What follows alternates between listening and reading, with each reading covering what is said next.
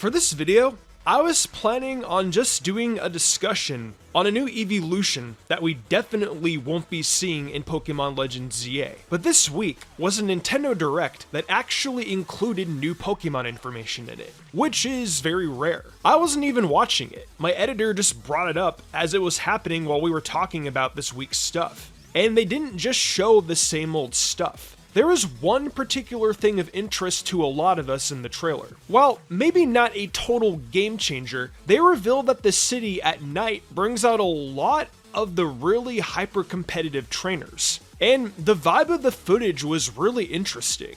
I'm sure the night setting being a change of pace for the footage is nice, but I just think the focus on trainers for a certain part of the game is a nice change from Legends Arceus, which didn't have too many trainer battles, at least compared to traditional Pokemon games.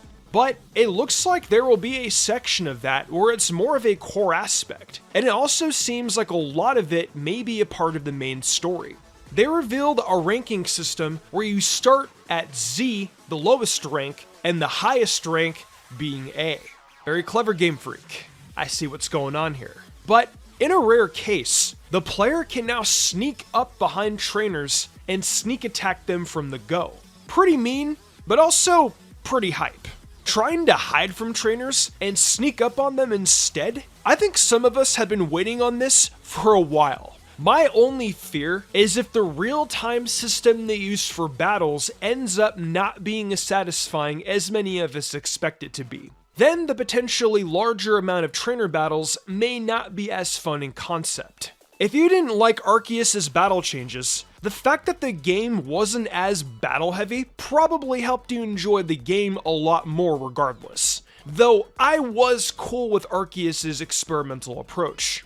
Still hoping that being able to dodge attacks ends up being pretty fun and feels rewarding. Because, stating the obvious here, the new stuff and the battle system being fun will make us want to consistently get into battles and progress through certain parts of the game more easily depending on how the ranking system works. I do like the little clip of using Dig to avoid an attack due to good timing and then landing after. It's way more interesting than the casual waddle in the first trailer. I'm under the assumption that getting the certain higher ranks will be used as a goal to get through parts of the story, and that you might be temporarily locked from getting beyond a certain ranking or something until you do something else in the game or gain access to a different part of the city. We'll see.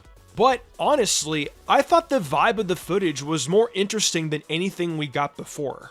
Also, apparently, the player character names are Paxton and Harmony?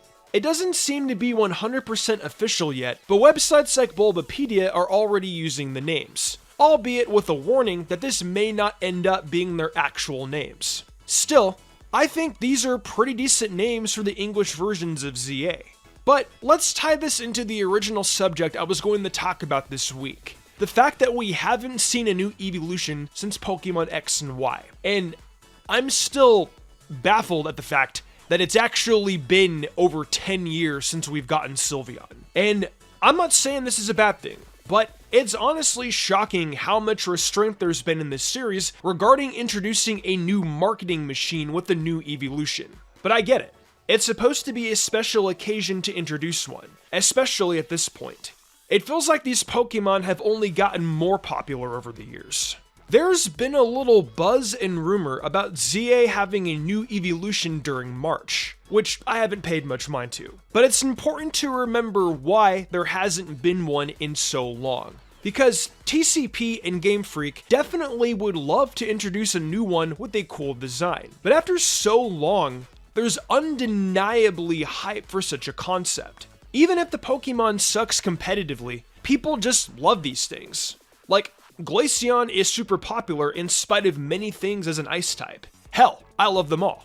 Now, I don't ever talk about leaks on this channel. For one, I don't follow them. And two, even the really interesting leaks, like the stuff going on months ago, I don't think really fits with my brand and my channel.